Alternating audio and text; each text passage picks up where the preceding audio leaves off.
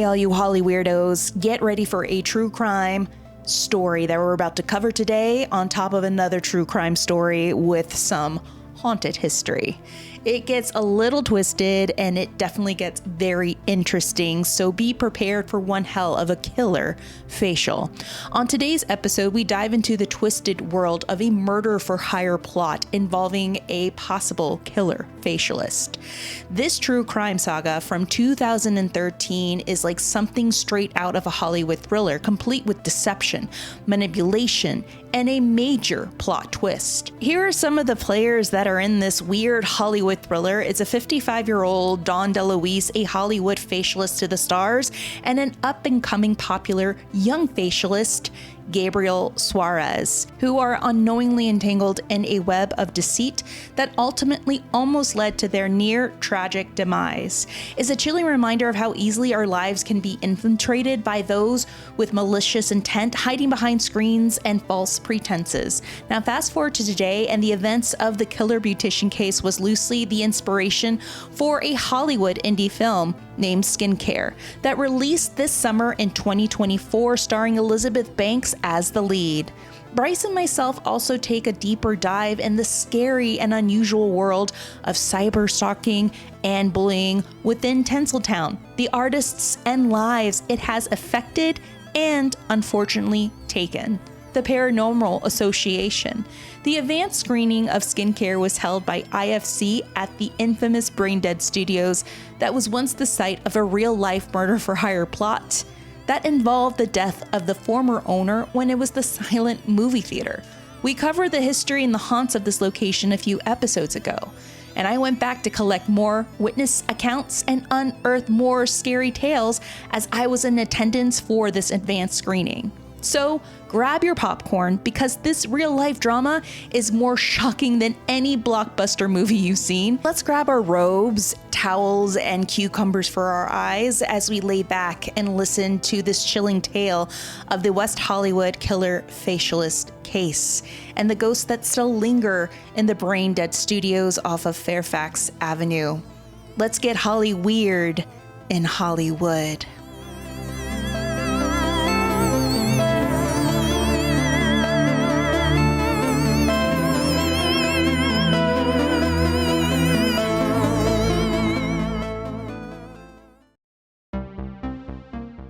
You Holly weirdos, this episode contains content that may be alarming to some listeners. Please note that this podcast features themes of unsettling descriptions of sexual assault, desires, and themes, which may be very, very triggering. Listener discretion is advised. This episode will also cover cyberbullying and cyber stalking. And if you have been a victim or know someone who is a victim of cyber stalking and bullying, they're not alone. There are hotlines and websites that can help. First off, you can go to www.cyberbullying.org. It's a platform where you can go and report cyberbullying in social media apps and gaming. And if you or someone you know who is a victim of cyberbullying and stalking, they're not alone. You're not alone. There's a hotline you can call. It's Stop Bullying Now hotline. It's 1-800-273-8255. That's 1-800-273-8255. All right, friends, now let's get Holly weird. Hey guys, welcome to a delicious episode of Holly Weird Paranormal. We're back behind the mics. Bryce looking good in his little tan and his glasses. Yes, I know. So tan. Oh. I think it's a little bit the lighting, but yes, I've been outside a lot, so yes, it's a mix. Yes, even though it's been hot as Hades outside, and now it's started to get a bit chilly, Bob Thornton, today and yesterday. We're expected apparently a cold front. You know that, like all of us in SoCal are so, we have Stockholm syndrome because like the cold front, the like cooling down, it's still like 80 at like 10 a.m. Like, brisk, like, ooh, I know, fall. I like it. I Taylor know. Swift, hand me your cardigan. But literally, Zach. it's been so hot that like the other day, our backyard it truly is like a dangerous level of heat in our backyard. And I like was going out to grab something from our garage, like 2 seconds, like 2 steps from the back door.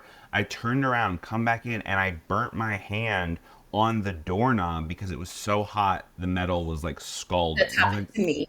I'm moving. I'm not doing this. Like, absolutely not.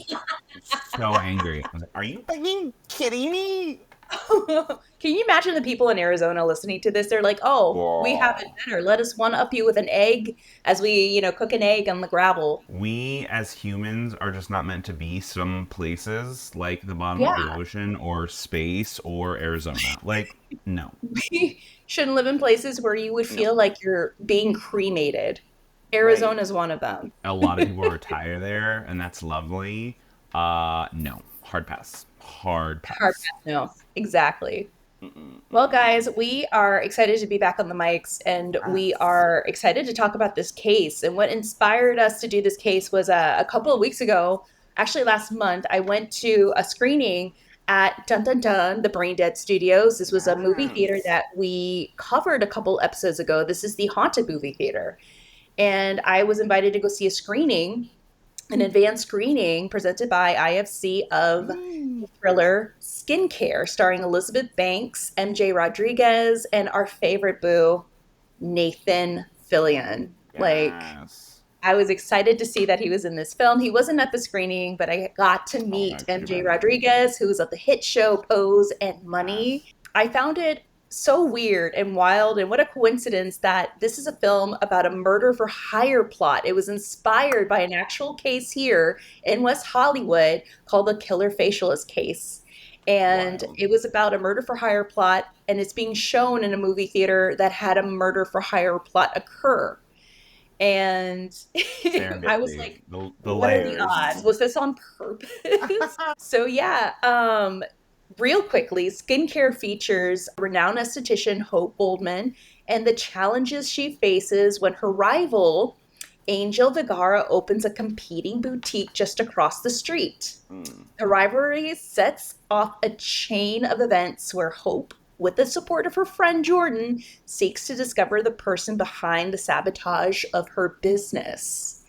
And they kept on, like, they had a Q&A afterwards, and the directors and producers were like, yeah, it's loosely based on a true crime case that occurred here in West Hollywood. Loosely based, but I'm like, no, you guys knew what you were doing Yeah, so after it's like watching this. shot for shot. I know. It's just a documentary. They're like, it's like loosely based. It's fine. Yeah, so what are the odds? I mean, like, and we were just talking about this before recording, how toxic certain communities can be. Girl. And it seems like the beauty community is definitely ugly. It has a lot of ugly counterparts to it, and we'll definitely Uh-huh. learn a lot about it in this story. And I feel like we kind of like see and witness a couple of those toxicities in other communities, especially in the paranormal community, the Sure. theater community, and so on and so forth. Yeah, there's something very niche about, especially like online beauty influencers. That world is, it's crazy. And like, not to like name names necessarily, but like if you think about some of these, like the Jeffree Star chaos and the Oh like God, James yes. Charles and Tati chaos, like those are very like long drawn out. They're still feuding. They're all upset at each other all the time, and they're all Oh, throwing each other under the bus, and this is whose product is good and not. And like, yeah, it's all this like billions of dollars industry, and people are cutthroat. It's wild. I know for a fact too, like whenever I would go get my hair cut, and I talk with my hairstylist or even my nail tech, there's always some Girl. sort of weird trauma and it's very toxic. Like the things that she would tell me about certain salon owners, they're crazy. They're more crazy than the people in the theater community, and that's Oh my saying a god. lot. So Truly. they're more dire and dramatic. It's unbelievable. But it turned out with this case of the killer facialists that it seems like there is a darker and even more ugly undertone when it comes to estheticians, Yeah. especially rivalry estheticians. So Yeah. we delve into the scandal that has rocked the glamorous world in West Hollywood. So this actually happened in WeHo. Of Not too course. long ago, a renowned skin guru known for her celebrity clients and high end treatments is now at the center of a chilling plot to take out her rival, Gabriel Suarez. So let's take a look at the players in this twisted tale. The skincare guru, Dawn Daluise, had built a reputation for herself as the go to skin specialist for A-listers looking for flawless skin. So, our story starts with a then 55-year-old former beauty queen and Fredericks of Hollywood Love model it. by the name of Dawn DeLuise, no relation to Dawn DeLuise. Right. She makes her move to Los Angeles in the late 80s with her then boyfriend, and soon they get married, they start a family, and by the late 90s, they separate, they divorce. So Dawn needs to find a quick way to make money, but also make a name for herself. She ends up enlisting and getting accepted into a good esthetician program where she graduates with her esthetician license. So we Love it. fast forward to early, I want to say early to mid 2000s, and Dawn has now made a name for herself in the Hollywood scene. She's now gaining a lot of notoriety and popularity in the skincare community for her delicious facials and waxing services. She started off with actors and actresses like Alicia Silverstone, Sarah Michelle Gellar, and Christian Slater, and then soon her reputation grew with more celebrities, especially with half the cast of the hit show Friends, after a spread in Vogue magazine lists her as one of the top and hot facialists to go to in Hollywood. Dawn has enough money to create her own skincare line and to open up her own skincare salon called Skin Refinery that is located off of Santa Monica Boulevard. Her cutting edge treatments, waxes, and secret formulas had made her a household name in the industry. However, her success was threatened by a very young esthetician who went by the name Gabriel Suarez, a rising star in the skincare world who quickly started gaining a following of his own, specifically within the gay community, as he opened up, and I kind of chuckled a bit. He opened up his own salon called Smooth Cheeks that Love also it. offered specific waxes, Love. bleaches, and Yes. Yes. We live. so he became hot in this world. And back then, I think, I mean, it's still somewhat of a trend, but back then in the early to mid 2000s, to get your butthole bleached Ah, was yes. was a big trend. So the competition between these two was growing pretty fierce, with both vying for the spotlight and the loyalty of their high profile clientele as tensions escalated when Deloise noticed her clientele slowly disappearing and reappearing in Suarez's salon. Now, allegedly, according to Deloise, Suarez would go as far as to stealing her clients right in the front doorstep of her salon, claiming that his services were a lot better and cost effective and up to date and even better cutting edge technology. So he would come and like kind of swindle her clients away from her physically. This is according to her, but Sure. also according to earlier interviews with Dawn DeLuise. She claimed that Suarez several years ago was knocking on her door of her salon asking for an internship. And when his wish was denied, she said that he kind of walked out in a huff and he ended up working Mm, at another salon a few doors down until he finally made his way to the bungalow of office suites, which Dawn DeLuise owned her little salon. And it seemed like he moved right across from her, like yeah. literally a door or two away from her I little mean, what is esthetician. that thing of like if you can't join them, beat them? Yeah. But soon Dawn will start to get some strange phone calls, and this is where some really effed up events begin for her, and her world begins to really go down the drain. So she didn't recognize the incoming numbers when she answered. Strange men told her they wanted to do things to her, and she started getting text messages with photos of men's genitalias. She traced the calls to several raunchy posts in the men seeking women section of Craigslist, advertisements she had not created. Each ad included her name, her personal phone number, and her home and business addresses. One post even read, "Mature woman, celebrity facialist wants no strings attached, sex," and another asked men to fulfill their rape fantasies with her. Emails with some disturbing photos went to Deluise's clients, her neighbors, and even her pastor and congregation. Oof. The church secretary offered to pray for her, but the prayers would not work because it gets even worse. The originating email address had been created closely to resemble hers, ensuring that people would open the messages thinking it was her. Dawn tried to do damage control, sending her own emails, telling friends she was convinced an enemy had set out to destroy her and her business. I sounded nuts, she said in an interview. People kept their distance from me, and allegedly, Suarez was welcoming her clientele with open arms all of a sudden. So she started to see more of her clientele dwindling down and ending up in his space. This was according to Dawn Daluise. So Dawn lived near the North Hollywood Police Department. She spoke with officers there on 5 separate occasions, but they didn't seem to do much help. They just made Shocker. reports. I know, nothing shocking. They just told her to keep tabs, to keep notes on the dates and times that these occurrences would happen. But Dawn was very certain that behind all the cyber stalking, all the attacks, was one person who she believed to be Gabriel Suarez. So it then begins to get a lot more worse. Dawn had endured slashed tires. She begins to have lewd flyers with her face plastered on Oh, women's bodies, kind of performing some very sure. unsavory sex acts. So her face would be photoshopped onto these pornographic photographs, and cyber menacing. Then came the stalking. She couldn't get through a session with a client without someone knocking on her door for salon looking for sex. Then a Facebook post appeared in Deluise's feed, targeting one of her 2 daughters.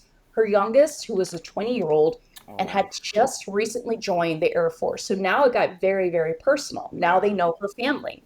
Hmm. Terrified and fed up with months of harassment, police are no help. Dawn's friends are stepping away except for one person, and that is an Eddie Feinstein. Dawn was going crazy, paranoid, and rightfully so because she was fearing for her life. Hmm. And so, who is Feinstein? Well, Feinstein is a very interesting character in this whole certain chain of events because he is introduced to Dawn when Dawn actually is working with Nick Prugo, who was, by the way, guys, if you don't know who Nick Prugo was or is, he was part of the early 2000 Bling Ring Hollywood gang. Oh my god. They were the gang of teens who broke into the houses of famous celebrities like Sofia Coppola, Paris Hilton, Lindsay Lohan, Orlando Bloom, and many more. They stole millions of dollars worth of clothing, jewelry, and accessories from their homes. Nick Prugo was the guy that was able to break through the security systems of these Damn. homes. So Dawn DeLuise became acquainted with Prugo in 2013 after going out for a drink with journalist Nancy Jo Sales, who penned the book The Bling Ring and who introduced her to Prugo. And the two became friends, and DeLuise became interested in helping Prugo develop a reality show where he could expose potential security weaknesses in expensive homes. Given his expertise in the whole entire matter, Prugo introduces Don DeLuise to Eddie Feinstein, who he had befriended while they were both in jail. So Sure. As you Eddie do. Feinstein, oh yeah, it gets worse. Like I keep on saying that, it just like I piles know. up. It's so crazy. So Feinstein becomes this trusted confidant with Don DeLuise, and he's pretty much there to hear her vent and also to read her vented text messages. So Dawn dashed off a text to her friend Eddie one day saying, I found someone who is going to take Gabriel out. His name is Chris Guile, and he's an ex Detroit Lion quarterback. He's on my Facebook page. That's the part that is like, there are many parts that are so crazy, but like, I know. when I was reading that and they were like, and he was in the NFL, I was like, Yeah. So what? he has What? a name. He's in the papers, and he follows me on Facebook. That's crazy. She really thinks that Gabriel is behind all this. And it's his intention to get all of her clientele to make her go crazy, to make her look bad, so he could be there with open arms and his open door to the salon to accept them all. This is going on in Dawn's head. And look, this is also, I think, like, in many ways, this is before we were really familiar with, like, what doxing was and, like, what, like, Exactly. we just didn't have, like, those terms and those cases, and like you can even see it. Like, shocker, the police like don't follow up on the claims of a woman. Like, color me Right. shocked, but it's giving very like Nicole Simpson Brown of like, well, there's nothing we can do until something physically happens, Exactly. and it's like, right, but he's going to kill me. So like, is Right? that what has to happen? Like, what do you mean there's nothing you can do? It's like, well, especially in these like online cases, they're not willing to do very much, if anything. I mean, this is also around the time that like Jennifer Lawrence was having her stalking issues and her paparazzi Thank issues. Like, you. these are all happening in like, look, obviously it's like this is such an extreme example, and it we're just scratching the surface. It even is getting ready to get crazier, but this is happening in a system that's telling women specifically in Hollywood, like, sorry, babe, like you just have to deal with it. Like, there's strange men on your front porch. Like, you're famous. Like, you have to deal with it. What? It's it's scary. It's I crazy. mean, a little side story. When I was styling with the celebrity stylist Natalie, oh my God, Natalie Marks. Oh, right. She had a big clientele, and one of them was Alfie Allen of Game of Thrones. And I Mm-hmm. remember like he was a little hesitant on having me, her assistant, come along because he didn't know me. And I was Sure. like, hey, if you just need me to help load the car, unload like down the street, I'll be more than happy to. Because he was very cautious about certain people. But she was like, no, she's really cool. Trust me, trust me. So we get there, and she's like, hey, can you just park a block around away from the house? Something happened. And I was like, oh, okay. And she's like, it's gonna take 40 minutes, maybe 45. And I was like, is everything okay? She's like, the cops are here. Oh my God. And I was like, oh, okay. So literally almost an hour. I'm waiting in the car for an hour because I do want to meet Alfie Allen, but Right? Yeah. it turned out that he was here at the time to shoot it was like a zombie film, right? And this was after Game of Thrones was done, and he's Right. doing his own acting, and he was there with his then girlfriend. I think it was Julie Weinstein or Julia Weinstein from the UK. Mm. She was a party girl from London. Father's a big actor. And it turned out that the house that CAA had given him, like was renting for him for this film, was broken into Oh my by God. mega fans of Game of Thrones. They somehow, before Alfie got there, these people, it was a couple, a man and a woman, That's so broke weird. into the house and were waiting for him in the living room. They were going through boxes of his stuff. They were waiting for him in the living room. And when him and Julie got into the house with Natalie, they saw the couple there. And they were like, Alfie, and he was like, whoa, whoa, whoa, we're fans. Like, we want to take Ew. pictures. And he was so freaked out. Like, he ran out. They immediately called the cops. Like, he was freaked out.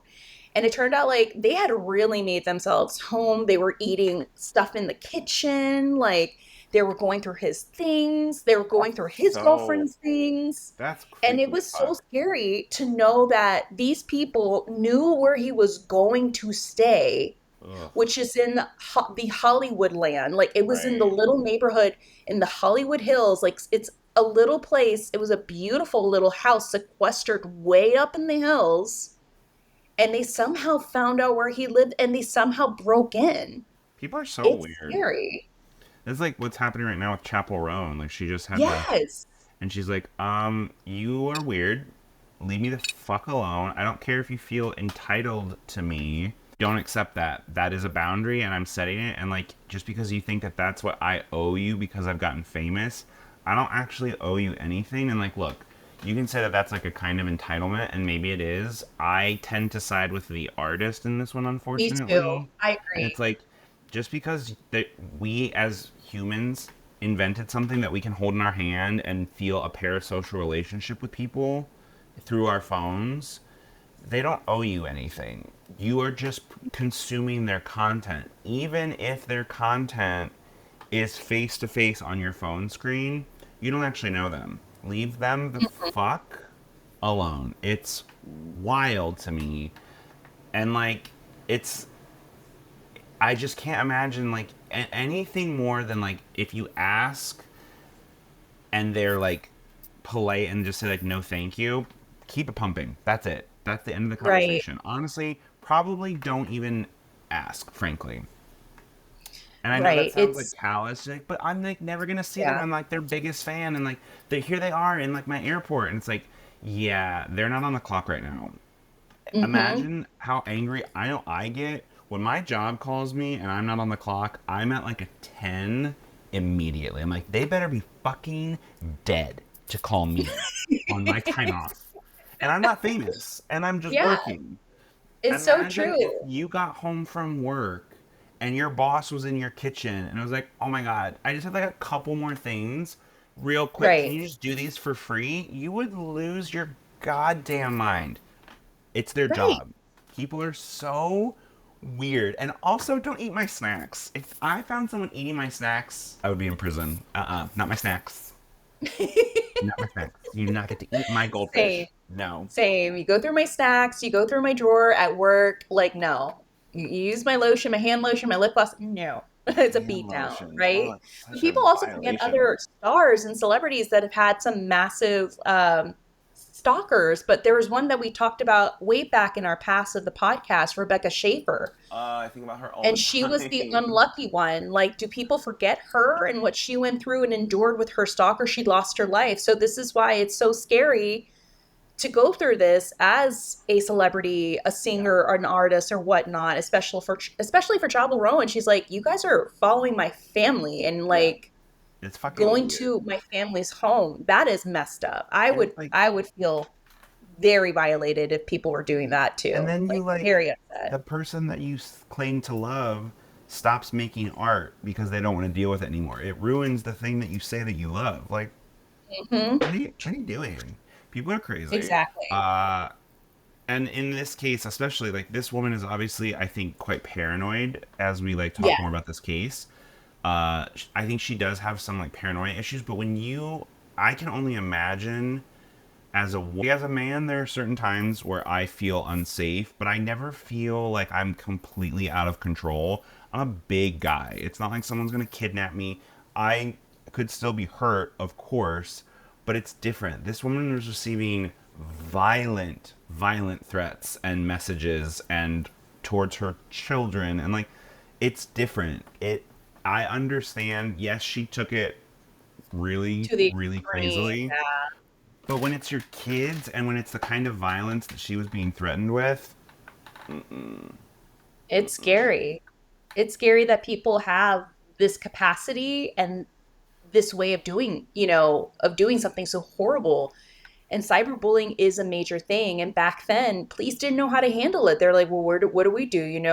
The yeah, internet and technology was still in the advancement stages. So yeah. people, even certain police departments, didn't have a cyberbullying or cyber attack department or an investigative group. So I'm And thinking again, that's so also, much of their response is posthumous, for lack of a better word. mm, Look, obviously, it's no shock that I'm hypercritical of things like that. But in many cases, they're like, well, we don't have enough to go on. And that is the sort of bureaucratic red tape that we get trapped behind. And it's like, well, but by the time that you have enough to go on, this person could be dead. And we've seen that happen many times. And it's like, well, yeah, they like filed a restraining order because that's like what you have to do, and like you have to establish that there's like a pattern of abuse or like a pattern of stalking, and it can escalate so quickly. And then they're like, well, mhm. we couldn't do anything until something happened. It's crazy. Yeah, it is. It is a scary world that we live in right now. Like, you wouldn't know who's looking into your information. You don't know if one day you could wake up and someone had just posted your address. It's really scary. Because you Or even see it on TikTok too. Like, even creators with big followings, like, they have people who have doxed them. It's scary. it's crazy. I don't know if you remember this, but I remember I was walking down Hollywood Boulevard. I was right outside at the time, it was the Grauman's still. And it was when that woman, she was like one of the first times that I remember like hearing the word doxing, and it was Gamergate. I don't know how familiar you were with that, but she was like a very famous content creator, and she got doxxed. I forget what video game it was in reference to, but it was like so. I just remember being so jarred that that happened to her because I had never heard that term before, and I was like, "Ew, right? Like, why are they doing that? Like, that's crazy." And that was in like, again, right around this time. It was like 2013, 2014. Like, Yeah, it gets worse. yeah, man, that's And great. it And still then look, continues. she does go into like late Tanya Harding territory, which like, Yeah, same girl, I get it, but like, that's Tanya Harding oh, territory. you can't message people being like, kill someone for me. Like, come on, Right? come on. I know. Well, that all gets recorded. So in 2014, Dawn Daluise wakes up in her house. She goes into her kitchen, starts to make coffee, and she gets a knock on her door. And it is SWAT. It is a team of police officers and detectives. She is being arrested and charged with solicitation to commit murder for allegedly putting out a hit on rival esthetician Gabriel Suarez. So police travel to her home.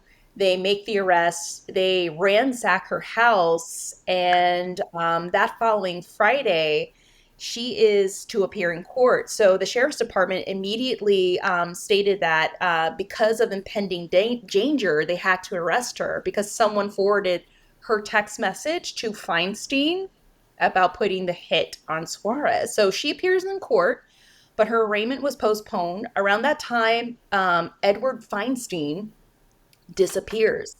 Members of the department's fraud and cyber crimes unit, so they had one, okay, continued to investigate and uncovered another twist. Get this, the cyberbullying messages and posts trace back to Feinstein. So Feinstein, Of whose course. rap sheet includes felony credit card fraud, grand theft and identity theft, was arrested on suspicion of stalking and later released on a $150,000 bail. Wild. So, police captain Mathers said Feinstein and DeLuise had some beef, but that a motive still remained unclear. But they'll soon later find out what that is through Prugo. Suarez had nothing to do with the threats and with the flyers and everything else. So he was innocent. So why would Feinstein do this? So according to Dawn Daluise, they had business arrangements. Her, Feinstein, and Prugo, where she was helping in some way start a business that he had. She was going to help market it or something, and that didn't last very long due to a falling out that she and Prugo had. And at that point, they really didn't have much of a relationship. It all fizzled out because, according to her story, Prugo wanted to get back at her. And that's where Feinstein comes in with the cyberbullying and the cyber stalking. So her and Prugo, like, were very close friends because of this encounter they have with that one writer from Vanity Fair. Prugo also was very close to her daughters. So they were, I mean, there are times where he would go and have dinners at the house and hang out with the daughters, and the daughters knew him because of the bling ring. So Yeah. Prugo, at the age of 26, and his friend Feinstein, at the age of 32, were sentenced that Thursday in October of 2016 to 350 hours of community service and 3 years of probation for stalking DeLuise. The judge dismissed the solicitation charge due to insufficient evidence and reduced the final stalking charge to a misdemeanor, but did not make a final ruling before the two defendants entered their pleas in open court. There was no plea. There was no plea offer from prosecutors. So you can actually still see Edward Feinstein to this day on YouTube. A couple years ago, he made a channel dedicated to proving how much of a fraud Dawn Daluise is, to prove Damn. his innocence. And he claims that Dawn Daluise worked with him to frame Gabriel Suarez, that she wanted to endure a lot of the cyberbullying to make it look like she was the victim. Sure. And you could still see his channel up. He's still, claiming that he's innocent and that Dawn is in the wrong. And as for Nick Prugo in 2023, he did get his show through Netflix when Netflix decided to do a documentary labeled The Bling Ring, The Hollywood Heist. In this documentary, they followed the Bling Ring team as they are all grown up and living in their separate lives, some in California and some away. Nick Prugo definitely makes a lot of comments and interviews, so he got his little 5 minute stardom to fame with Yeah. that little documentary. So yeah, it's crazy how, this case involved another case. Yeah. And it's just, and it was the bling ring case with Nick Prugo. Right. And it just seems like this guy wants to be relevant. It's like I really do feel, and I've met people like Nick who, in Mm, their head, they're celebrities. Like they belong with A-listers. They belong to live in the Hollywood Hills. They deserve that. They earn that, and they feel like that is part of their destiny. And yeah. they'll go through extreme lengths to make that happen. That is Nick Prugo's case for sure. Well, and I It's think it's we know a lot of people too, where it's like they have this story, maybe, or experience, and it gets them some notoriety, and then the problem is that, like, well, what's next? Do you know what I mean? Like, especially yeah. here in LA, you always have to have the next thing, and we know people, and it's like, well, they have this story that they own the rights to, and they can't like Mhm. let it go, and it's like, yeah, but that was like, I mean, it sounds crazy, but like 2014 in entertainment time is a very long time. Anything before COVID is a long time. And it's like, well, right, what else, like, what else is there? And it's like, well, this is your, like, meal ticket. Like, why aren't people, like, still interested in this? Like, that they moved on. Like, well, it sounds really Exactly. callous, but Exactly. People, I mean, we see it, and I see it on TikTok. There's a lot of former celebrities and reality stars that strive to be relevant. People want to girl. be relevant. They want to Look, be seen. same. Like, I Yeah. get it. I really do. But I do find it very odd. There's this, like, there's a bit of a trend right now. Look, cancel me all you want because it is what it is. But I find it so weird the number of, like, celebrity podcasts where Oh they're God, yeah. talking about a show that they were on like 10 years ago, a show that we all love.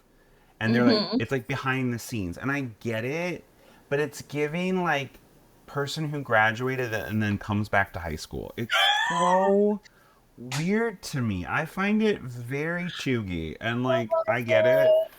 I'm The also Hills. embarrassing. So like, I'm not saying I'm better, but it's crazy. I kind of like those podcasts. I really want to know what happened behind We the all scenes. want the behind the scenes tea for I want the sure. behind the scenes, Bryce. I want to know what happened behind the scenes with the Hills, even though it was scripted. But it's that thing What? of like, but what are they doing currently? Like, they don't have any current projects. So they're like revisiting their like glory days. And again, I sound Yeah. really jaded and bitter. So like, hate, blame me in the comments. I deserve it. I just find it so Want to weird. hear? Do you want to hear my Yes. 6 degrees of separation with the bling ring? Yeah.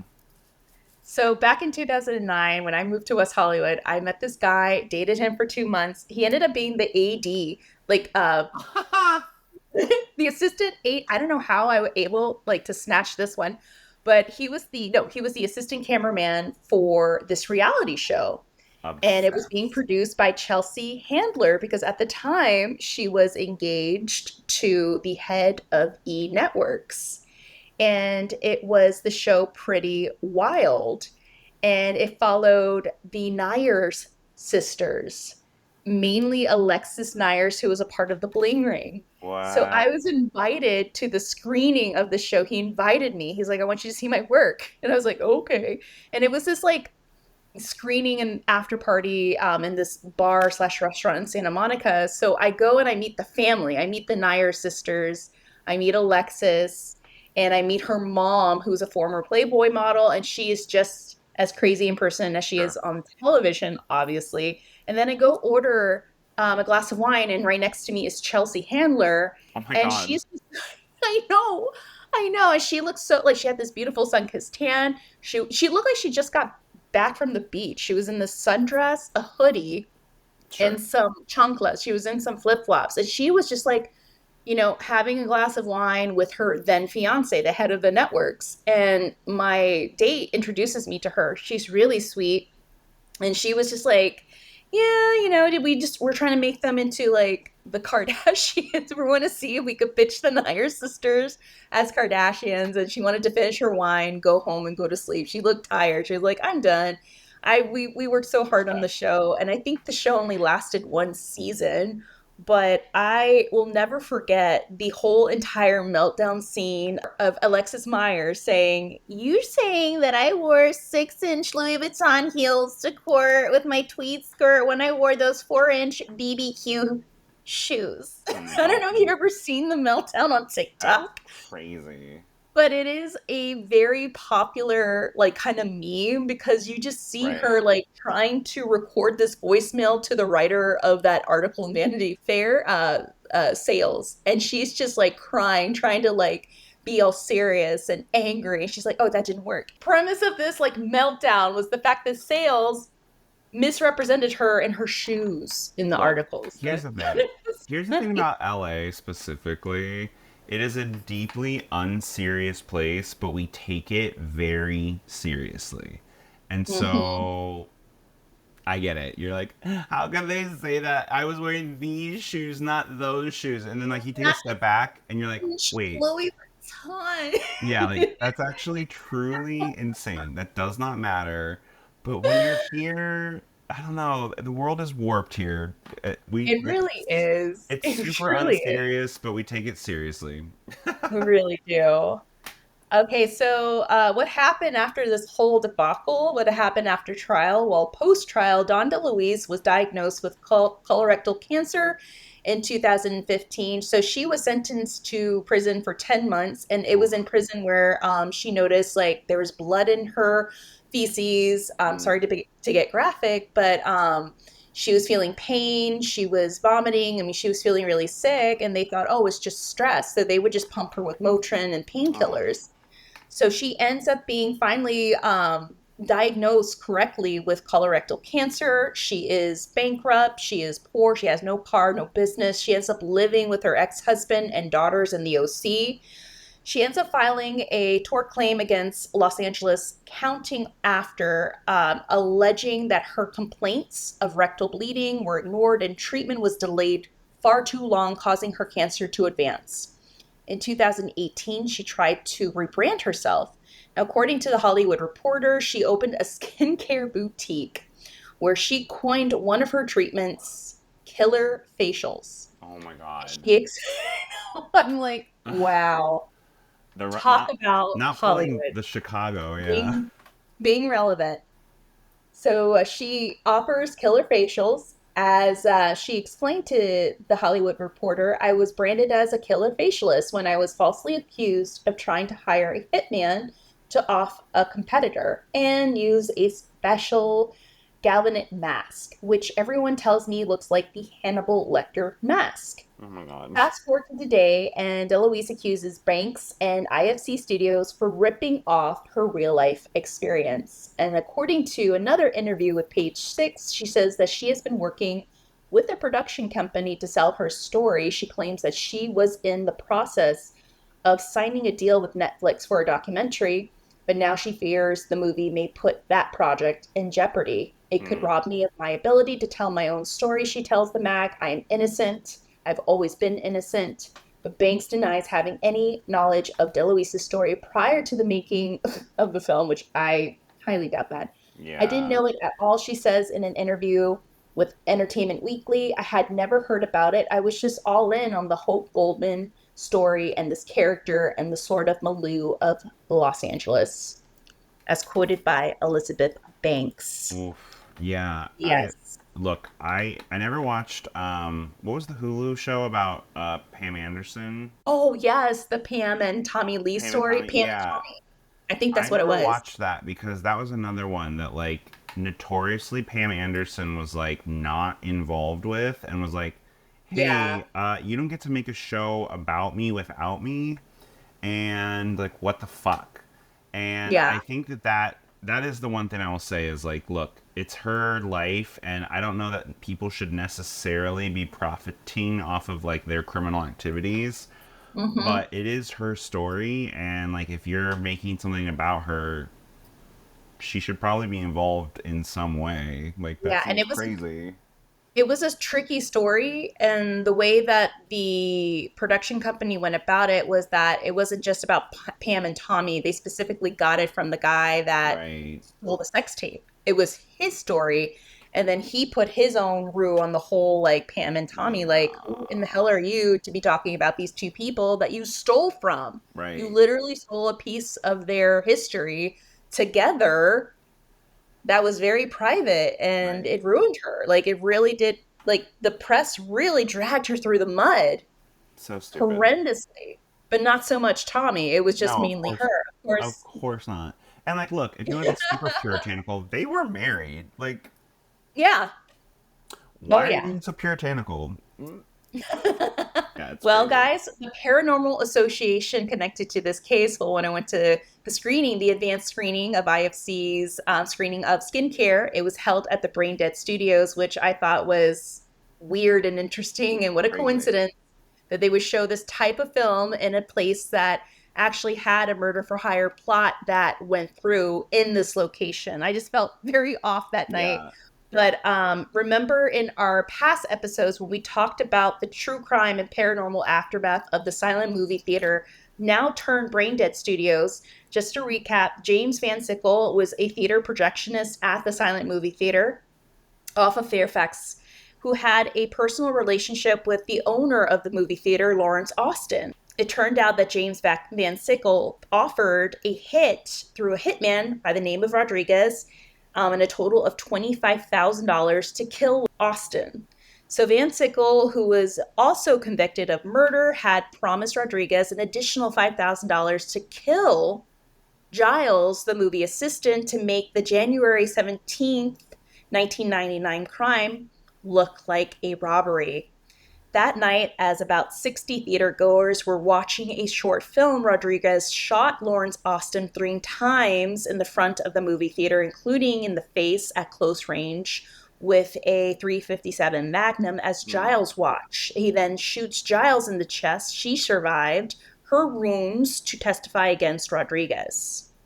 So, as we mentioned, after this whole entire crime went, like, pretty much went down, there were court proceedings, and I do remember that the movie theater went through several different hands and now became the Brain Dead Studios. But I was able to venture to the second floor, which is now turned into a little clothing boutique. So the Oh, second right. floor used to be the apartment that Lawrence Austin shared with Van Sickle. And then before Damn. then, it was the apartment that belonged to John Hampton, who was the original owner of that theater way before Lawrence Austin took, reins over it. Mm-hmm. Now, as I mentioned before, this entire movie theater has been on shows. Many people who have worked there, even way back in the day when it was silent movie theater, even to now, Brain Dead Studios are experiencing to this very day, like, unexplainable occurrences. People have claimed that they do see the spirit of Lawrence Austin in and around the theater. If you're working in the projectionist room, Lawrence has been known to pinch men's behinds, so he gets a little gropey. Of course. Um, Shocking nowhere. And of course, like, I was told by other people who had investigated the theater in the past, the second floor is also very active because this was the apartment. So I went up to the second level. I'm going to play this little interview. Yes. And I was able to interview one of the workers. He actually manages the store upstairs. And all they do, like, they sell like t-shirts, sweaters, specialty shoes. So I'm going to play it really quick of what he had to say. I feel like you talk about it and more stuff happens, so I try not to talk about it. But stuff happens, right? Stuff happens. And you have experienced something. Yeah, I work up here, so, and this is like where a lot of people lived at one point. Yes, And, the original owners did. Yeah. It's kind of weird. It's pretty crazy. Do you find that it's negative or positive? No, it's usually chill. Chill? I feel like if there was anything negative in this building, it would just be that like residual energy downstairs. Oh, wow. That would be like the only thing. But I mean, other than that, like everything else is solid. Right. Yeah, it would just be nice, and everyone's nice. Damn. Mm-hmm. No, that's good to know. So he pretty much has stated in this interview that he didn't want to explain what he had gone through because when he does, things happen. He Yeah, it's feels like that the bottom level... Maybe you like churn the water and then it like happens. Exactly. Yeah, I get it. He says and has mentioned that the second level, the bottom level where the crime was Mm-hmm. committed by Van Sickles' hitman, Rodriguez, he feels like that area is more residual. Damn. But he also mentions what the men have gone through in the projectionist room. He's like, yeah, we have a gropey ghost, but also like we've had things happen on this floor too. Even in our last episode covering the Brain Dead Studios, Mm-hmm. one of the workers claimed that they saw like it was like a shadow on the second floor, Mm. and it was that of a man. Mm-mm. So they don't know if that's Lawrence or that could be John Hampton. I don't Who want to see any knows? men's shadows.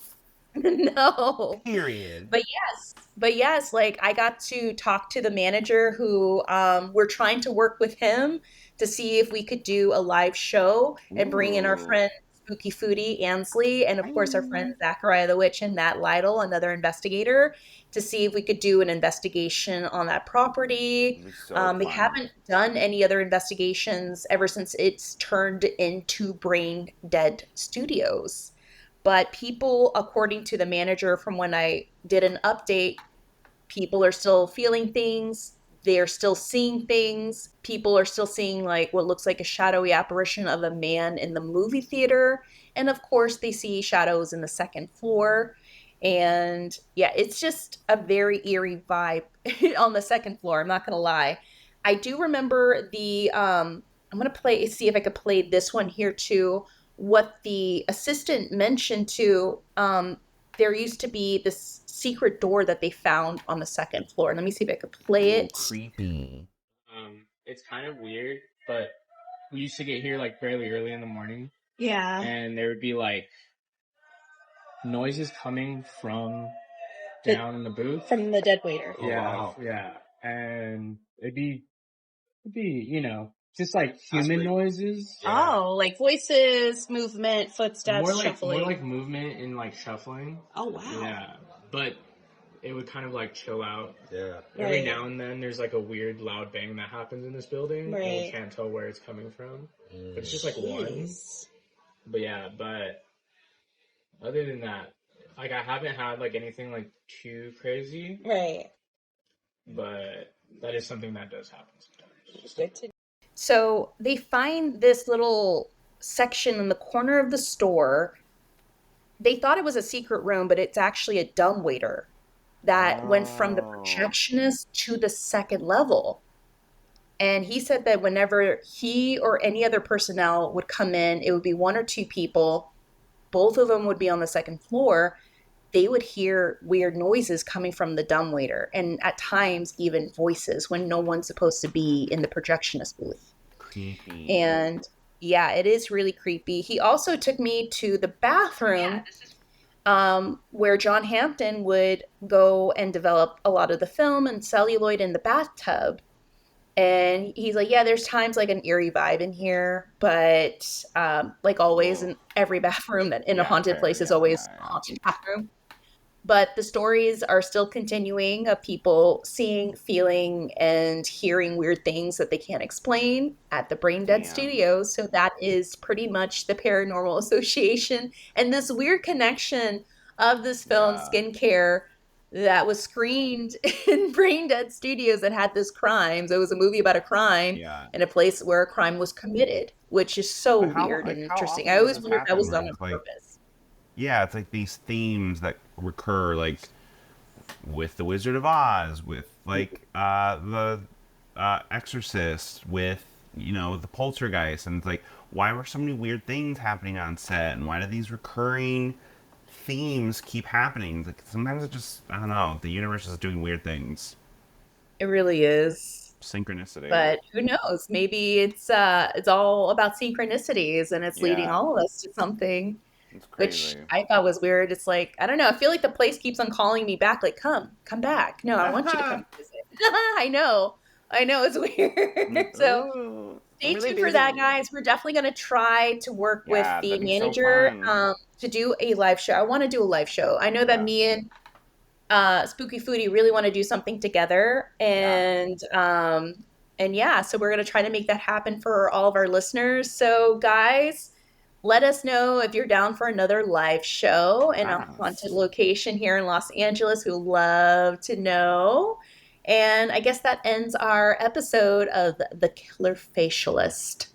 Yeah. of Look, West moral of the Hollywood. story, don't try and hire people to kill people. I don't know why that needs to be said, but In you. apparently it needs to be said. Obviously, the atrocity is like that you're trying to kill another person. That's obviously the worst part.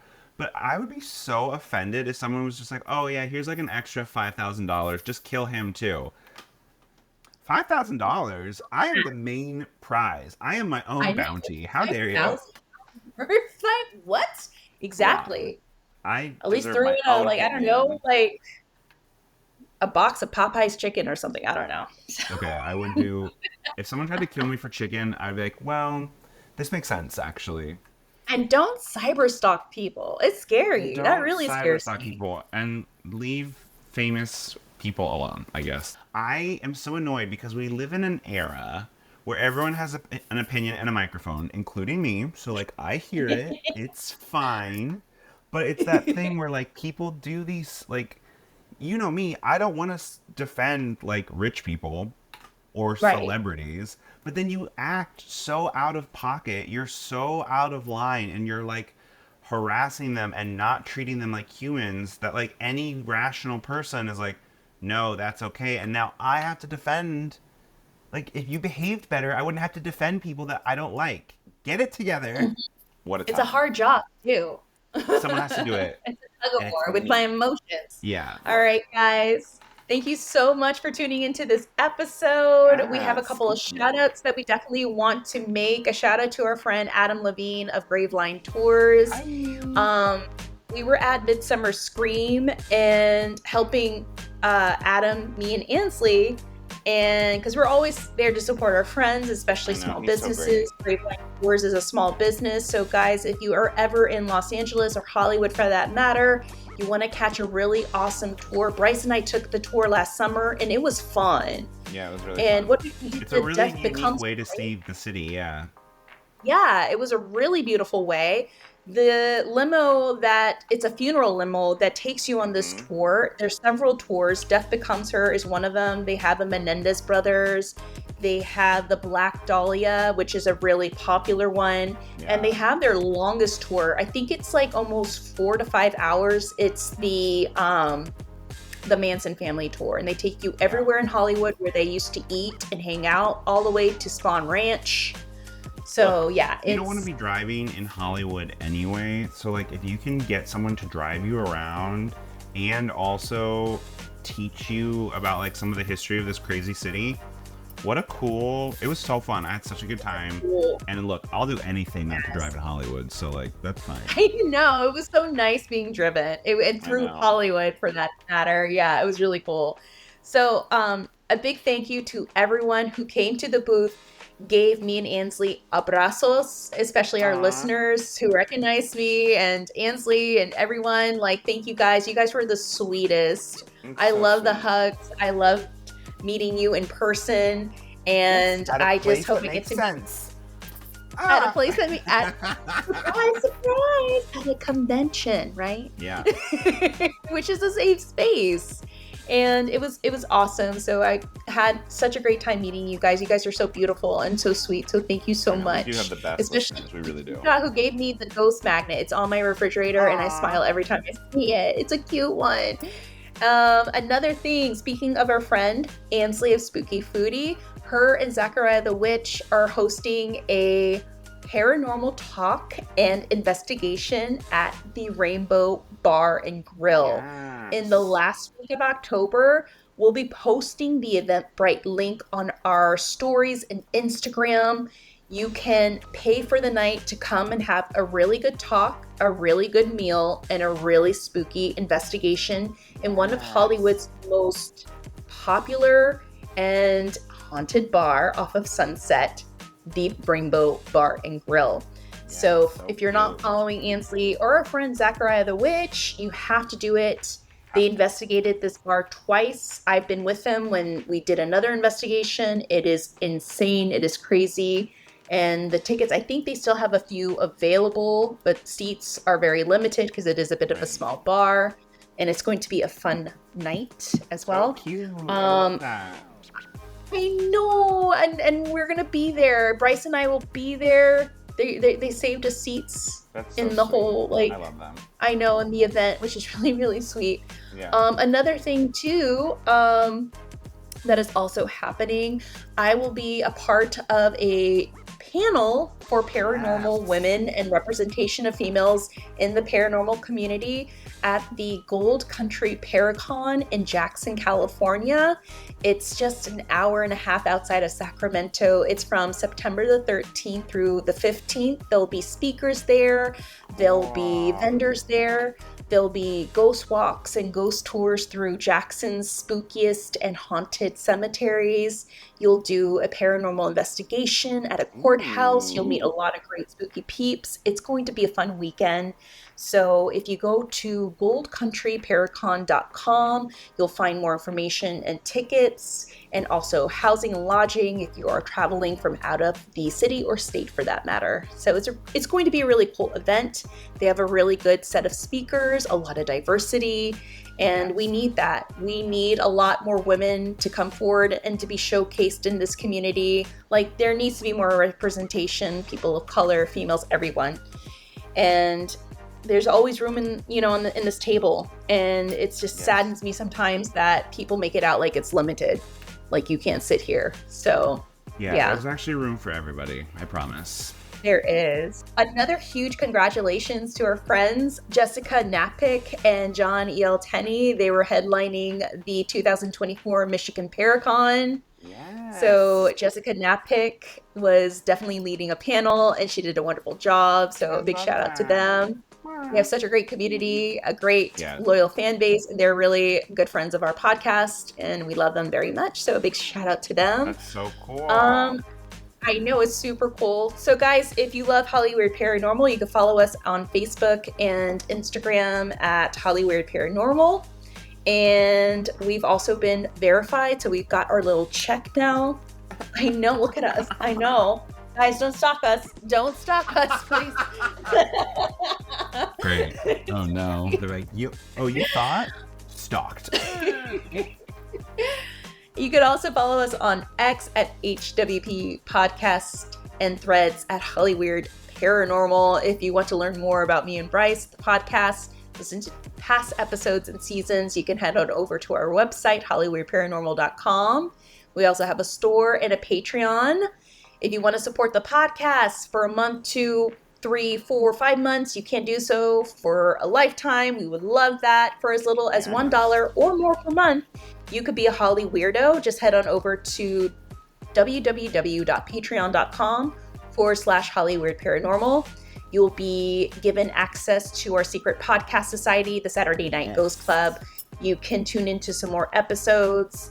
I've been trying to be better with uploading videos. It takes a while to edit, man. Those videos take a while to edit, to put text, to put I know. So you'll get more video access of our interviews and other past investigations that Brice and I did. One in the East West Players. Yeah, the East West Players Theater, pardon me. So you get to have access to videos and also to that podcast with extra ghost stories. They're wonderful and they're delicious. Okay. Yeah. I need to go eat dinner. What about you, Brice? What about you? You're gonna get your butt cheeks waxed. I would. I'm definitely not opposed to it. Like, look, anything for the beauty. Anything for the beauty and the fame. I know. All right, guys. Thank you so much for tuning into our podcast. And always remember to take care of yourselves, take care of each other, and to always stay Holly Weird. Brice, do you have anything else you'd like to say? Don't get cyber stalked.